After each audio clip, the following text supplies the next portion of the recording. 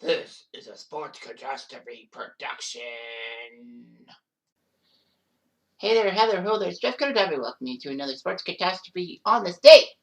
And this will be the only video for today, August the 16th. But anyhow, on this day, August 16th, in the year 1920, about a century ago. No, this doesn't have anything to do with the Spanish influenza. This is Ray Chapman of the Cleveland, I know, redacted, whatever you want to call it. Or the Cleveland Guardians, I guess you can call it now.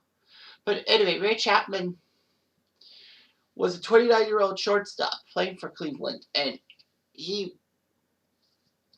ended up dying on the baseball field. The only time that's ever happened in baseball history. A bit of background on Ray Chapman. He played for Cleveland. He started in 1912 for Cleveland. He played Cleveland all his career, 1912 to 1920. He led the AL in runs scored and walks in 1918. He's actually sixth on the all-time list for sacrifice hits and has 67 of them in 1917. One of the best bunters ever. He's second on career sacrifices as a right-handed batter. The only guy beat him, Stuffy McInnes. Anyway, Chapman was a good batting star and all that. He was looking good.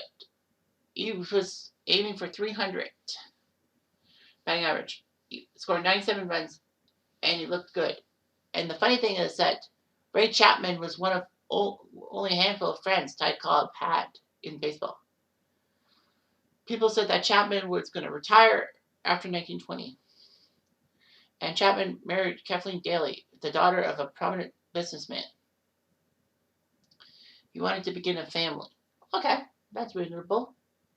Anyway, so the Clevelanders took on the New York Yankees at the Polo Grounds. You may be thinking, hold on a minute, the Yankees at the Polo Grounds? Well, Yankee Stadium started in 1923, right?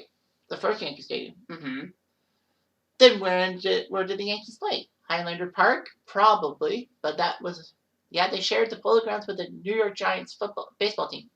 So the Yankees played at the Polo Grounds until Yankee Stadium was built in 1923. Anyway, it was a key game and all that.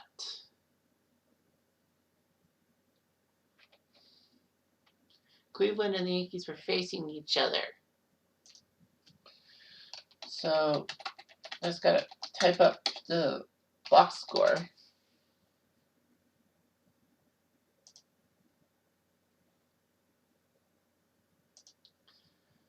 So it was a lovely day. Ray Chapman had a sacrifice to get Charlie Jameson to second base in the top of the first. And then he came up, and then he hit into a double play when he tried to bunt Jameson over to second base and failed. So the next time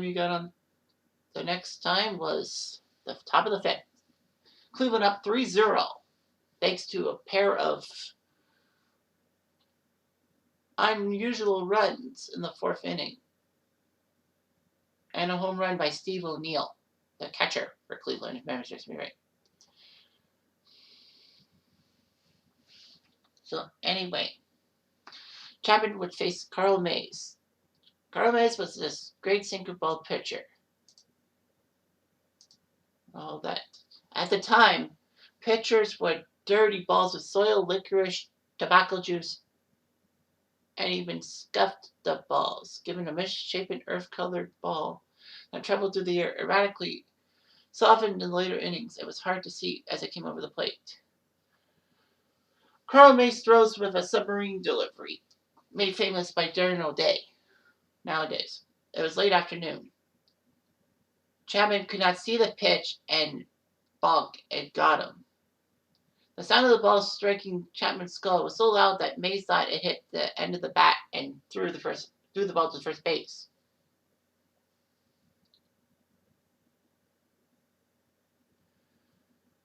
Chapman was bleeding from his left ear. Doctors finally came in and helped him. Chapman tried to get up by himself, but his knees would buckle.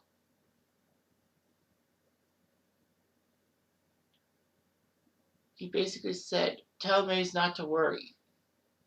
He was taken to St. Lawrence Hospital, a short distance from the polo grounds. Unfortunately, at 4:40 a.m., he passed away. So his pregnant wife fainted on learning he had died, and she was pregnant too. Many people attended Chapman's funeral. I mean, he was very popular with the 1920 tribe. By the way, Cleveland ended up winning the game by a score of 4-3. They did score in that fateful inning on an RBI single by Steve O'Neill. Yankees did score 3, but Lefty O'Doul was a ground out victim with a runner on second base. So anyway, that was that. So Cleveland wore black armbands the rest of the year. Fortunately for Cleveland, that did not ruin their momentum as they somehow, someway won 1920 American League pennant, which meant they could go to the 1920 World Series against the, and I'm blanking on the name. The Brooklyn Dodgers. Yeah, the Brooklyn Dodgers. So in this best of 9 series, because the World Series was best of 9, Cleveland won 5-3. Cleveland took the title and dedicated their victory to Ray Chapman. So good news for Cleveland. They won the World Series title, gave his widow money, and everything looked hunky-dory. In fact, Ray Chapman's replacement at shortstop would also have a solid career. His name, Joe Sewell, Sewell. So Joe Sewell was known as one of the best players that rarely struck out. If you look at Sewell's strikeout times he struck out and at bats, his ratio, one if not the greatest of all time. So Cleveland at least marched on, although it would take 28 years to get another World Series title. That's 1948, and that's the last time Cleveland's won a World Series, sadly enough. But of course, this Chapman incident would also lead to people wanting batting helmets and all that. It wasn't just to justify wearing batting helmets, but it didn't take till the late 40s, early 50s to do so. Pete Reiser of the Brooklyn Dodgers was one of the first ones to do a batting helmet. But not only did this do it just for batting helmets, this also led to baseball banning dirtying the ball with any substance whatsoever. Whenever the ball is dirty, the umpires must replace the ball. And also the ban on spitballs after the 1920 season because of the pitch that killed Chapman. However, baseball did grandfather the clause, saying that anyone who's a spitball pitcher who plays after 1920 is allowed to throw the spitball if he chooses. Otherwise, you can't throw a spitball. So if you're in the league after 1920, tough luck. They have a list of people who throw spitballs, and those are the only ones that would have been allowed to throw spitballs. So, yeah, it changed baseball a little bit. Little by little, baseball was getting to be more exciting. And of course, the Black Sox scandal didn't help matters, too. But anyway, R.I.P. Ray Chapman. Anyway, I'm Jeff Diamond. I do.